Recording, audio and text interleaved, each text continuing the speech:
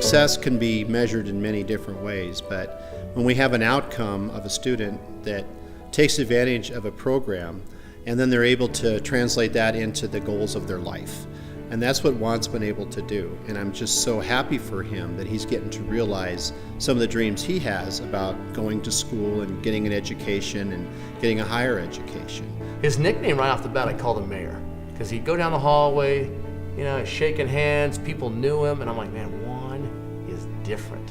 Juan was interesting when he got to high school. What he would do is take the bus home over there. He would do his homework, but then he'd help out all the younger kids with whatever they were needing. And so it was kind of fun to see him grow into a leadership role over there instead of the guy talking all the time or punching the guy next to him. So you just got to push yourself, especially if you want a better future. That's my thing. I want a better future for myself and for my family, so I just got to push myself. I started getting everything together, got myself together, and I felt motivated to do more. Over time, kind of like the dream grew and grew more. The first Taste of Riverside that I attended, Juan came up and introduced himself and thanked me for being a sponsor and a board member, and I was so impressed by him.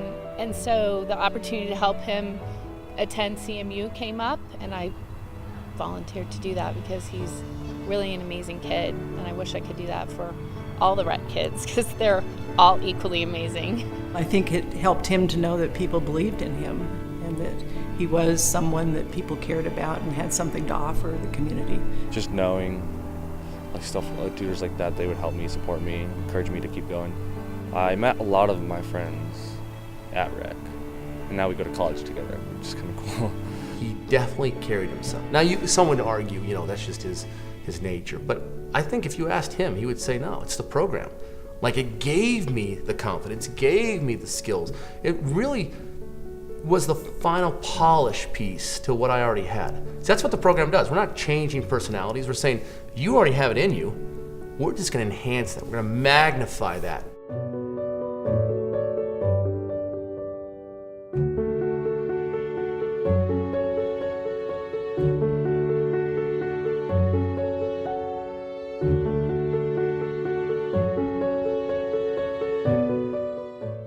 I think all young people need a place to go where they can learn, where that's the focus. Riverside Education Center is a great safe place for kids to come. A lot of times they're latchkey kids because both parents work.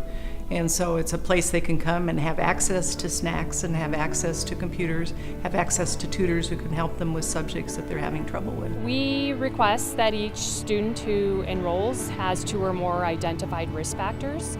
So those can be single-parent household, free and reduced lunch, minority, not proficient at grade level, incarcerated parents, any of the things that will go into play. Each time you add a risk factor onto in a child's life, it increases their chance that they won't succeed academically. Prior to 2 years ago, we only had one student that had gone all the way through CMU. He's an engineer and works back in Virginia now. And some of his nieces and nephews have come through the program, but it's fun to watch these kids see other kids go to college and say, well, I can do that too. A lot of times they don't realize there's a lot of financial help out there. We have a lot of donors that I hope will keep donating that help kids with things like books. Kids just start losing themselves when they're in high school freshman year. So we see a lot of elementary, middle schoolers today, but freshman year high school, like, oh, I don't have to go anymore. I got this myself. It's high school. It doesn't matter. It's more freedom. It's just that transition phase. They think they have a lot more freedom. They think they're adults now, so they just feel like they don't need to go anywhere. You just don't see it. And the Hispanic males that come through don't have this laser focus on where they want to go. Especially when you ask one, he says, I love my parents, but they're not as involved as much. They got their own problems. I just picked myself up by the bootstraps and said, I got to do it. I got to do it on my own. That's unique. And that's a kid that's going to be someone. That's a kid that's going to go somewhere and come back and help this community. REC doesn't only support you with your academic life, they also try to help you socially, and they give you that support that sometimes your parents can't provide. It brings help to families, like my family needed help. It introduces you to a bunch of people, and that is what a community is. I never would have met so many kids if it weren't for rec, or so many adults that helped me out so much if it weren't for rec. As a previous public defender in juvenile court and working with a lot of kids who were in trouble, I saw early on that education is vital. I've been really impressed with the Riverside Educational Center and the things they are accomplishing with a very small dollar amount. In addition to providing services at Riverside and at Junction High School, we're also doing programming at Mount Garfield Middle, Book Cliff Middle, Orchard Mesa Middle, Rocky Mountain Elementary, and Dos Rios Elementary.